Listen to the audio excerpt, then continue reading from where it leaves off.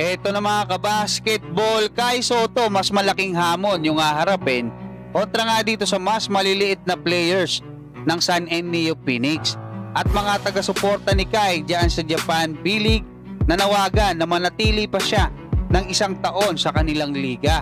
At etong Japan B-League mga kabasketball, yung mga kupunan sa kanila ay magkakaroon na ng star player na pasasahurin nila nang hindi bababa sa 55 million pesos kada taon. Pero bago yan, huwag kalimutan mag-like at mag-subscribe bilang pagsuporta.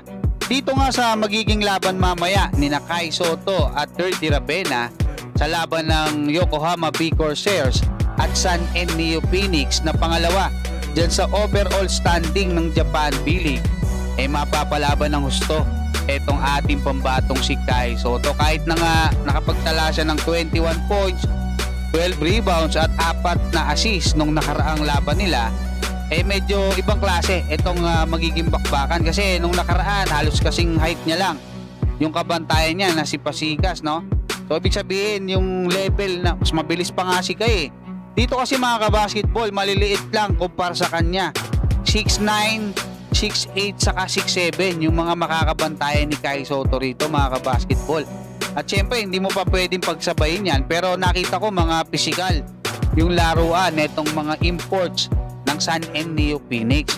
So talagang malaking hamon yan para nga dito sa ating pambatong si Kai Sotto. Ang average ni Kai Sotto ngayon mga kabasketball 18.4 points, 11.2 rebounds, 2 assists per game at 63% yung kanyang field goal shooting diyan sa huling 5 laro. Napapansin na yan mga kabasketball ng OC Hoopla saka ng Sports Papi, saka tayo syempre sinabi na natin yan nung nakaraan. Ngayon mga kabasketball, maganda na may pagpatuloy ni Kai yung magandang ipinapakita niya, no, para nga dyan sa FIBA OQT saka sa darating na NBA Summer League. Kasi mga kabasketball, etong mga taga-suporta ni Kai diyan nga sa Yokohama o sa buong Japan B-League ay gusto siyang manatili diyan nga sa Yokohama kasi nga maganda raw yung tandem nila netong si Yuki Kawamura. Magbabasa ako ng ilan, no? Ito, 1 more year sabi. Kai Kunz boys fit daw siya dito nga sa Yokohama kasi ibang klase yung English nila. The treasure of the Philippines. Sabi naman netong isa, I'm also going to shout out Yuki and Kai Sotto 1 more year from now on. Please grow with this team for 1 more year. Sabi naman ng isa, as one of many Japanese mothers who have fallen completely in love with Kai Sotto's remarkable growth and smile that makes you want to protect him. I want to watch over him passionately. Please stay at Bicol, yung B Corsairs nga yan next season.